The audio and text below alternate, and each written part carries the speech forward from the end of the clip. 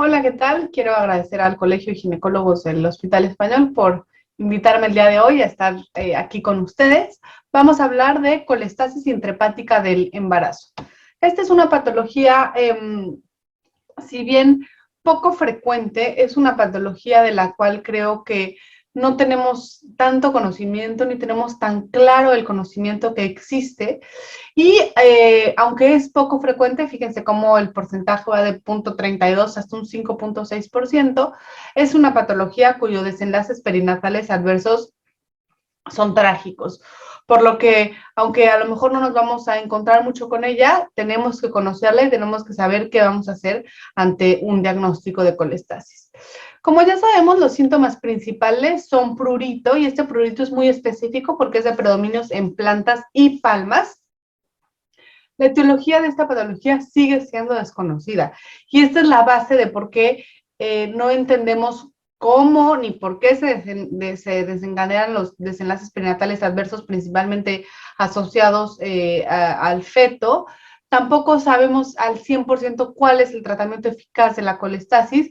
Sabemos que el problema es que hay una función hepática deficiente sobre el metabolismo de los ácidos biliares, pero en particular esto, ¿cuál es el trastorno específico que genera? Todavía no lo hemos logrado determinar correctamente. Y el diagnóstico, otro problema de la colestasis es que no hay un criterio diagnóstico que sea el estándar de oro. La clínica es muy importante, los ácidos biliares y las enzimas hepáticas en conjunto nos pueden ayudar, esto lo vamos a ver un poquitín más adelante. Perdón.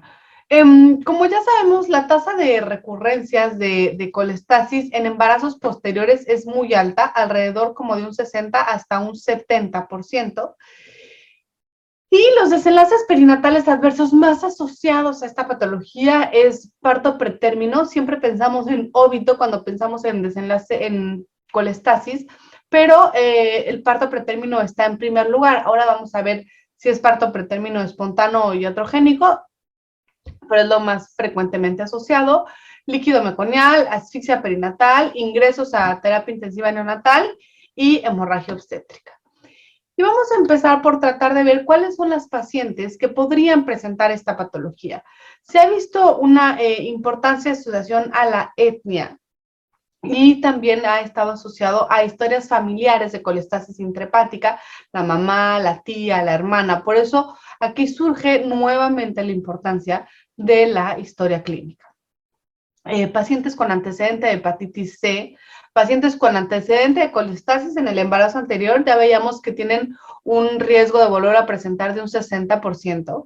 Pacientes con gestaciones múltiples, las edades superiores a los 35 años también se ha visto como un factor de riesgo para desarrollar esta patología, y alteraciones asociadas al medio ambiente, muy en particular deficiencias nutricionales, en especial la deficiencia de seleno, algunas variaciones genéticas, cambios hormonales. Se ha visto más presencia de colestasis en pacientes que estuvieron expuestas a anticonceptivos orales combinados, y también se ha tratado de asociar un poco a las temporadas del año, muy en especial invierno. Se ha visto, todavía no sabemos por qué, pero que se presenta más la colestasis hacia el invierno. ¿Y qué es lo que sucede? De manera general, cuando hay una colestasis, cuando es extrahepática, el problema es que hay un impedimento mecánico para el drenaje de la bilis producida por el hígado. Pero cuando la colestasis es intrahepática, esto lo que quiere decir es que los trastornos están en los mecanismos que están implicados en la síntesis de ácidos biliares, no tanto en la excreción, sino en la síntesis de estos ácidos biliares. Y si se fijan, este es un esquema bastante complicado, pero todo esto trata de resumir cómo se producen estos ácidos biliares. Y aquí están señalados ciertos mecanismos. Este es el hepatocito, aquí está otro hepatocito, esta es la luz, el lumen, y estos ácidos biliares entonces se pueden excretar mediante las heces, pueden entrar nuevamente a la circulación enterohepática o pueden reabsorberse, ¿ok? Esto es de manera general. Fíjense cómo del total de ácidos biliares que se produce, el 95% se reabsorbe a través de estas enzimas, el 5% se pierde por excreción en las heces y una mínima parte es sintetizado de nuevo por el hígado. Lo que les quiero enseñar con este esquema, más que aprendernos toda la síntesis de cómo se producen los ácidos biliares, les quiero tratar de enseñar todos los mecanismos que implican la producción de ácidos biliares, la producción, la excreción y la reabsorción, porque todos estos mecanismos son los que creen que pueden o deberían, tienen que estar alterados para generar una colestasis intrahepática. De todos estos, solo se conoce específicamente estas predisposiciones genéticas en mutaciones en estos 3 genes se han visto directamente asociadas a la presencia de colestasis. ¿Y esto a qué va? A que esta predisposición genética o estas mutaciones genéticas es uno de los mecanismos fisiopatológicos que explica la colestasis intrahepática. También existen otras teorías que podrían explicar el por qué surge esta patología. Una de ellas es que hay una regulación a la alza de genes placentarios involucrados en la apoptosis, entonces se cree que esta apoptosis placentaria favorece la presencia de colestasis. Se ha asociado muy particularmente, ya les decía anteriormente, la colestasis a alteraciones en las hormonas esteroideas y esto se ha logrado, se ha supuesto por 2 mecanismos. Primero, porque se ha visto que se asocia más la colestasis en pacientes que tienen uso de anticonceptivos orales y segundo, porque en tercer trimestre es cuando se suele presentar la colestasis, que es cuando están más a la alta estas hormonas esteroideas. De la misma manera similar a este mecanismo fisiopatológico está la alteración en el metabolismo de la progesterona y se ha visto que estos ácidos biliares, ya que sabemos que están alterados, producen venoconstricción placentaria e inducen daño oxidativo.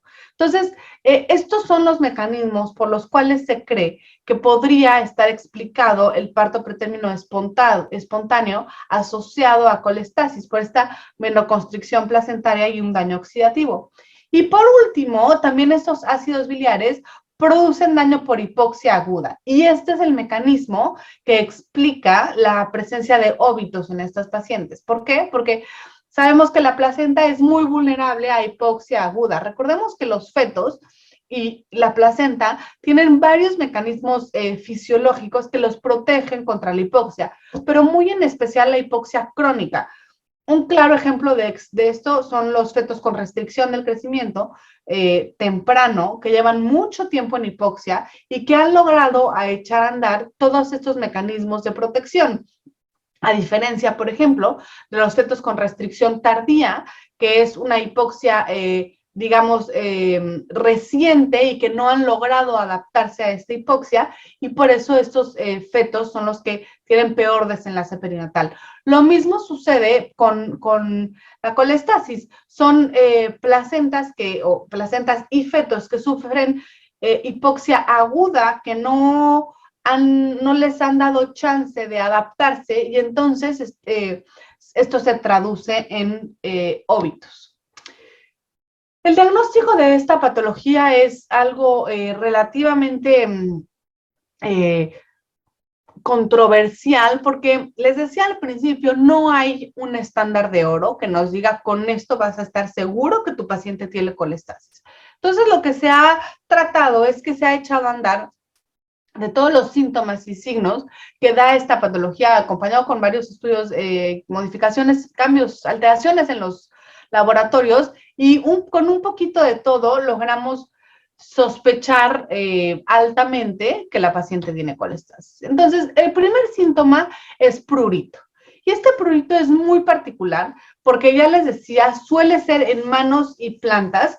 Suele ser un prurito que se acompaña, que está presente más bien hacia tercer trimestre. Es un prurito que no está acompañado de ninguna otra lesión dermatológica y esto es sumamente importante y va de la mano con que la colestasis es un diagnóstico de exclusión. Entonces, específicamente en el prurito, ninguna lesión dermatológica está causando el prurito. La piel se ve sana, si acaso tiene huellas de rascado, obviamente secundarias al prurito, pero no hay ninguna lesión dermatológica. Y otra característica del prurito es que se resuelve inmediatamente postparto. Este prurito se ha visto que está asociado a la liberación de histamina en la piel. Otra de las alteraciones que sucede en colestasis es la modificación en las enzimas hepáticas. Y esto es algo complicado. Ahora les voy a presentar un estudio que hicimos en perinatología hace unos años, pero estas enzimas hepáticas, la elevación es leve, entre un 20 a un 60% de las pacientes, pero empiezan los problemas. El problema es que la elevación puede ocurrir antes o después de la elevación de los ácidos biliares. Entonces, puede ser que ya haya elevado ácidos biliares y ya para cuando tenemos la elevación de ácidos biliares ya no nos sirve la elevación de enzimas hepáticas, o puede ser que efectivamente primero se empiecen a elevar las enzimas hepáticas, que nos podría, digamos, hacer como sospechar y lo logremos confirmar con los ácidos biliares. En perinato hace unos años no teníamos ácidos biliares a disposición y entonces nos dimos a la tarea de ver cómo estábamos haciendo el diagnóstico de colestasis intrahepática, si estaba bien hecho, si estaba mal hecho, qué sensibilidad teníamos y todo esto. Y esto fue lo que encontramos. Teníamos, les repito, solo enzimas hepáticas y vimos que en particular la TGP alrededor de 34 tenía una sensibilidad del 86 y una especificidad de 80, que no está nada mal, y la TGO en 31 tenía una sensibilidad de 84 y una especificidad de 90%. También las bilirrubinas totales nos fueron útiles y la DHL.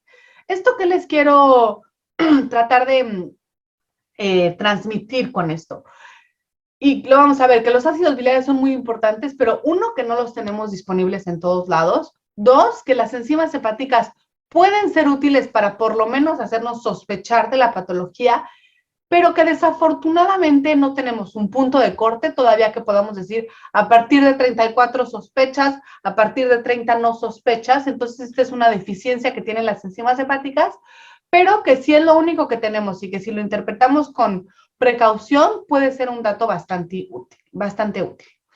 Como ya sabemos, los ácidos biliares efectivamente es el estudio más sensible y la alteración más frecuentemente encontrada.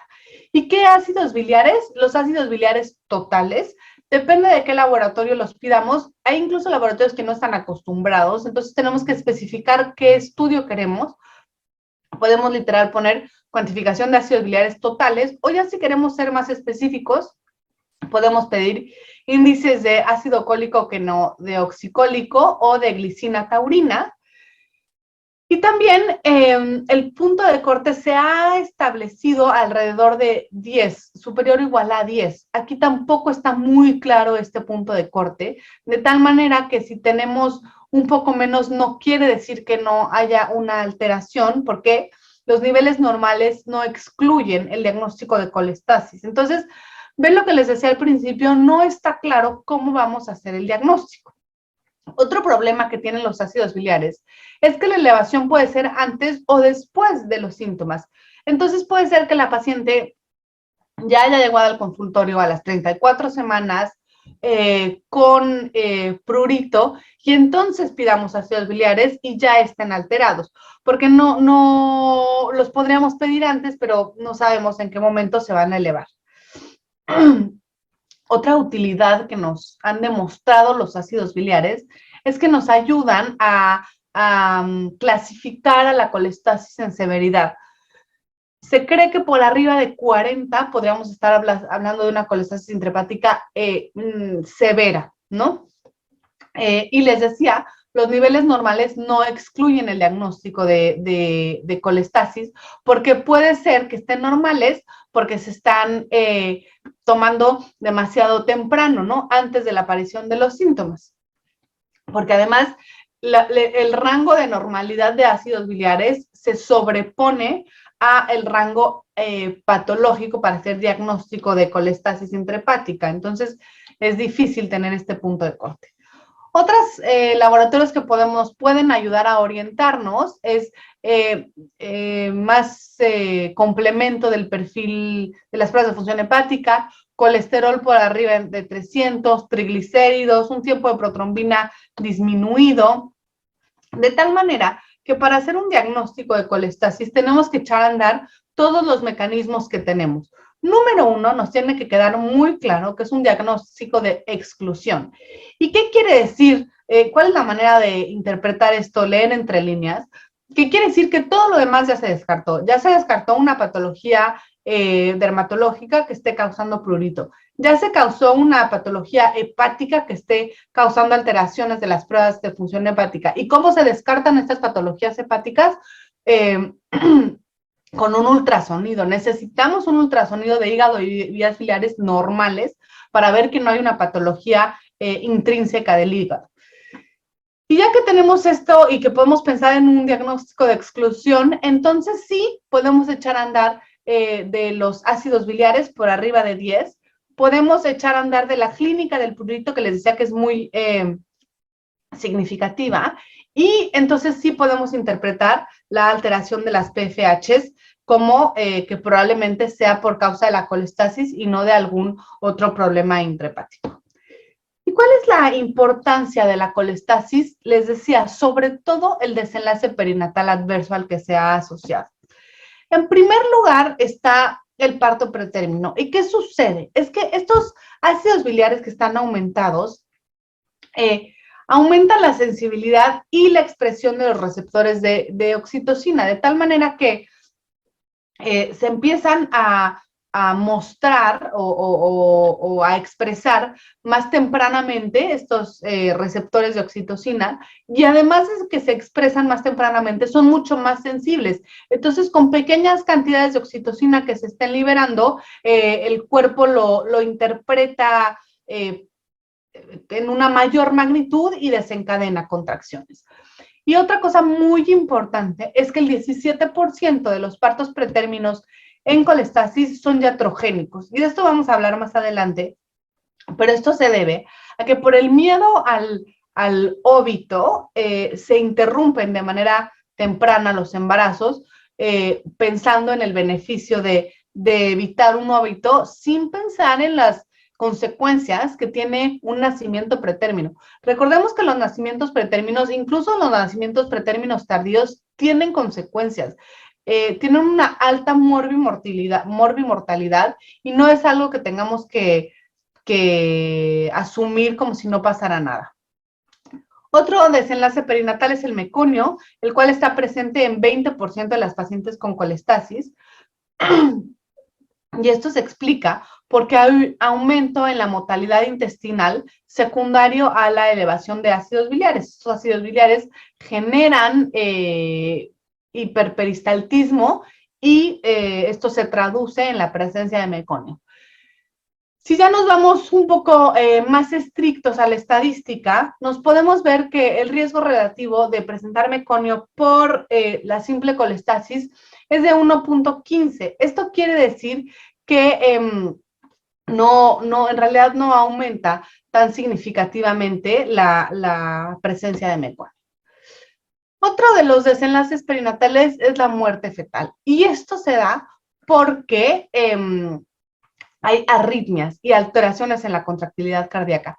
Se ha tratado de hacer métodos de vigilancia fetal en los que medimos índices cardíacos muy específicos, tratando de asociarlos a riesgo de arritmias y de alteraciones en la contractilidad asociados a colestasis, y no hemos logrado determinar ningún marcador fetal que nos pueda predecir el riesgo de desencadenar óbito. Se ha visto obviamente que la colestasis, el riesgo de muerte fetal es más frecuente en colestasis severa. Y yo antes les hablaba de colestasis severa cuando los ácidos biliares están mayores de 40. Pero fíjense cómo esta literatura lo cataloga como colestasis severa cuando están mayores en 100. Y aquí nuevamente hay otro punto de controversia en el que hay quien dice que moderada es de 40 a 100 y severa es mayor de 100, y hay otras personas que dicen que severa es directamente cuando es mayor a 40. Pero sí se ha visto que el riesgo de muerte fetal está aumentado 2 veces más. Y otro, obviamente, distrés respiratorio y hemorragia por parto, esto muy asociado a falla hepática y alteraciones en los trastornos de la coagulación. ¿Qué vamos a hacer con estas pacientes que ya por fin logramos diagnosticarle colestasis? Ya hicimos todo nuestro algoritmo y estamos bastante seguros que la paciente tiene colestasis. ¿Cómo vamos a hacer el seguimiento fetal? Esto es sumamente controversial porque les decía, no hemos logrado encontrar nada que nos prediga el riesgo de muerte fetal en colestasis. ¿Y qué sucede? Que la muerte fetal en este caso puede ocurrir incluso 24 horas después de un registro cardiotocográfico normal. Ya sabemos que en situaciones fisiológicas, el registro cardiotocográfico normal nos da incluso una ventana de una semana de bienestar fetal en la que podríamos no darle seguimiento a este feto, pues colestasis rompe esta regla porque no sabemos cuándo puede suceder. Y es cierto que la reducción del óbito se basa en el manejo activo de las pacientes con colestasis. Es decir, si dejamos que la paciente evolucione hasta las 40 semanas, la tasa de óbitos va a aumentar. La única estrategia que se ha visto para disminuir el óbito es el manejo activo de estas pacientes. Y entonces, ¿cómo vamos a seguir a estos fetos? El problema es que a diferencia de la restricción, no hay insuficiencia placentaria, por lo que no hay una estrategia que sea útil y tenemos que echar a andar combinaciones. Entonces, entre los movimientos fetales, el Doppler y el perfil biofísico, probablemente eso nos ayude a hacer un seguimiento de los fetos con colestasis. Sin embargo, les decía, ninguno de estos hay una alteración clara que se haya visto asociada a colestasis. Se cree, por lo contrario, que más que hacer una vigilancia fetal, hay que hacer una vigilancia materna mediante mediciones seriadas de ácidos biliares para hacer una vigilancia rutinaria. El desenlace perinatal adverso, en particular óbito, aumenta 1 a 2% por cada unidad que aumenta la concentración de ácidos biliares y se cree que hay mayor riesgo de óbito cuando estos están por arriba de 40. Estos autores fueron un poco controversiales en su momento, pero cada vez está siendo más la tendencia en que ellos no recomiendan la interrupción del embarazo antes de las 37 semanas. Recuerdan que les decía al principio que el 20% de los partos pretérminos asociados a colestasis son partos pretérminos iatrogénicos. Y entonces son estos pacientes que las interrumpen antes de las 37 solo por el diagnóstico de colestasis sin tener una indicación real. Entonces, la recomendación de hacer una interrupción temprana son 2. Cuando el prurito materno es muy intenso y no remite a tratamiento farmacológico, porque esto nos puede estar hablando de severidad y sobre todo por el bienestar materno, y cuando hay un antecedente de óbito secundario a colestasis en un embarazo anterior. Entonces, si la paciente tuvo colestasis, tuvo un óbito por colestasis, y ahorita nuevamente está embarazada, y ahorita otra vez tiene colestasis, sí sería una de las 2 indicaciones para interrumpir este embarazo antes de las 37 semanas. Y estos otros autores confirmaron que efectivamente la inducción del parto antes de las 37 semanas no previene por completo el óbito, porque en estas pacientes que indujeron el parto antes de las 37 semanas, aún así, 6 de estas 10 pacientes tuvieron un óbito. Entonces, esta interrupción antes de las 37 semanas no se ha visto que sirva de nada para prevenir óbito. Sí el manejo activo, pero no la intervención, la interrupción temprana. Lo que sí se ha visto que tiene un peso muy importante es la monitorización de las pacientes con laboratorios, en especial con ácidos biliares.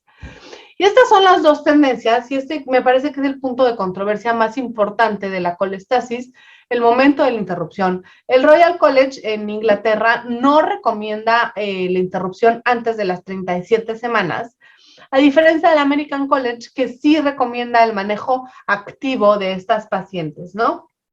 aunque no explican claramente a qué se refieren con manejo activo, pero lo que dan a entender es que no dejemos a todas las pacientes evolucionar hasta las 37 semanas, que tratemos de ir diferenciando cuáles son las pacientes en riesgo y en función a eso interrumpir el embarazo.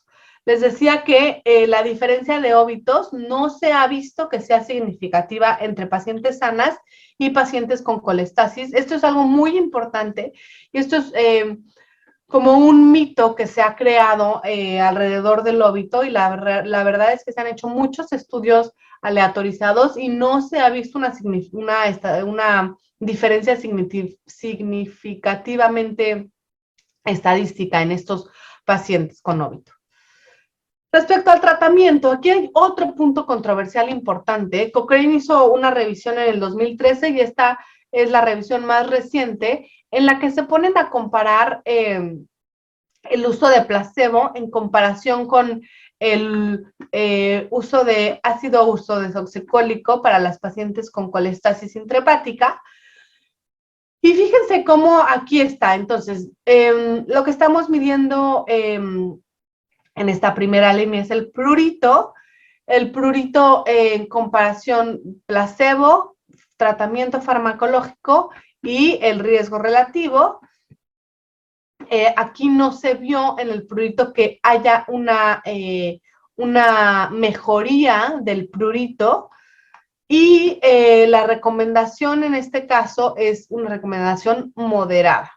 Respecto al óbito, entonces están midiendo óbito en pacientes a quien les dieron placebo, en pacientes a quien les dieron ácido uso desoxicólico, y sí, el riesgo relativo suena bonito, pero, o sea, suena a que protege, pero si se fijan, y ellos mismos lo dicen, este intervalo de confianza cruza la unidad. Esto recordemos que quiere decir que entonces el ácido uso desoxicólico es tanto protector como factor de riesgo para desarrollar óbito. Entonces, la interpretación clínica de esto es que no es de utilidad el ácido uso desoxicólico para el tratamiento o para la prevención de óbito, de tal manera que la recomendación de Cochrane la basan como un grado de evidencia muy bajo y no recomiendan el uso de este medicamento. Lo mismo sucede para la valoración, para el outcome de asfixia perinatal, en el que también el riesgo relativo suena protector, pero les repito, cruza la unidad, así que no es suficiente la recomendación para dar este tratamiento farmacológico. De tal manera que, al parecer, cada vez más la tendencia es que no han logrado corroborar la utilidad de este fármaco para el tratamiento de colestasis intrahepática del embarazo. Entonces, ¿cuáles son básicamente las conclusiones de esta charla y lo que me gustaría que se lleven a casa? Que la colestasis es un diagnóstico de exclusión. Recordemos que esto quiere decir que tenemos que tener todas las otras causas probables de trastornos hepáticos canceladas, o sea, descartadas, que los ácidos biliares son útiles, sí, son muy útiles en el diagnóstico y son muy útiles en el seguimiento de nuestras pacientes, que no hay un método útil para detectar de manera temprana cuáles son los fetos en riesgo de tener un desenlace perinatal adverso. Y respecto a la interrupción, que hay que acabar con el paradigma de que es necesario interrumpir a estas pacientes antes de las 37 semanas de gestación. Otra cosa que no les dije respecto a la interrupción es la vía de nacimiento. La colestasis no es indicación para cesárea, la vía de nacimiento debería ser por razones obstétricas, es decir, son pacientes que pueden tener un trabajo de parto, Y entonces este fue el algoritmo que tratamos de establecer en perinatología hace unos años. Entonces, es una paciente con prurito. ¿Qué vamos a hacer con esta paciente con prurito? tenemos que hacer una semiología detallada del prurito, como cualquier síntoma que conocemos. La semiología del dolor la tenemos muy clara y recordemos que cada síntoma tiene su semiología. Al prurito podemos interrogar el lugar de predominio, el momento de presentación, que suele ser de presentación nocturna, qué atenuantes hay, y buscar la piel en busca de huellas de rascado. El prurito de la colistasis es muy intenso y suele dejar huellas de rascado. Así, todas estas respuestas son sí.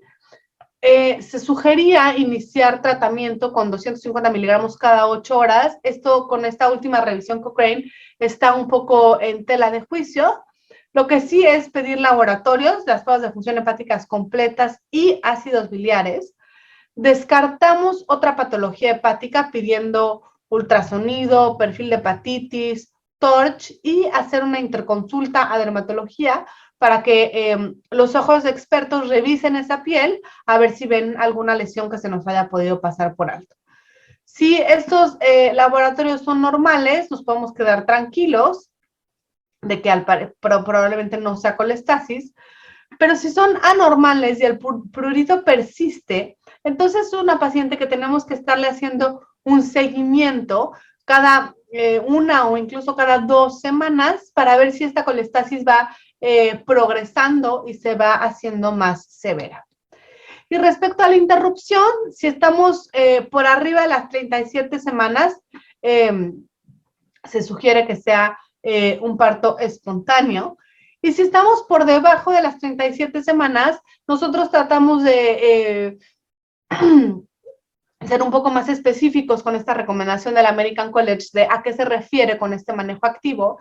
Esto fue lo que logramos concluir, que si hay un prurito persistente es indicación para interrupción, porque el prurito también nos puede hablar de severidad de la enfermedad. Si hay un antecedente de óbito por colestasis, ahí hacemos una interrupción. Si el óbito fue por otra cosa, no sé, un nudo verdadero, no cuenta como este antecedente. Y que si los ácidos biliares están mayores a 40, nosotros decidimos tomar el valor de 40 como para determinar colestasis severa. Entonces también hacemos una interrupción, ¿no? Para tratar de evitar estos nacimientos pretérminos iatrogénicos. Y pues esto es todo. Espero que hayamos logrado hacer una revisión, acabar con ciertos paradigmas, espero, y quedo a sus órdenes para cualquier cosa. Muchas gracias.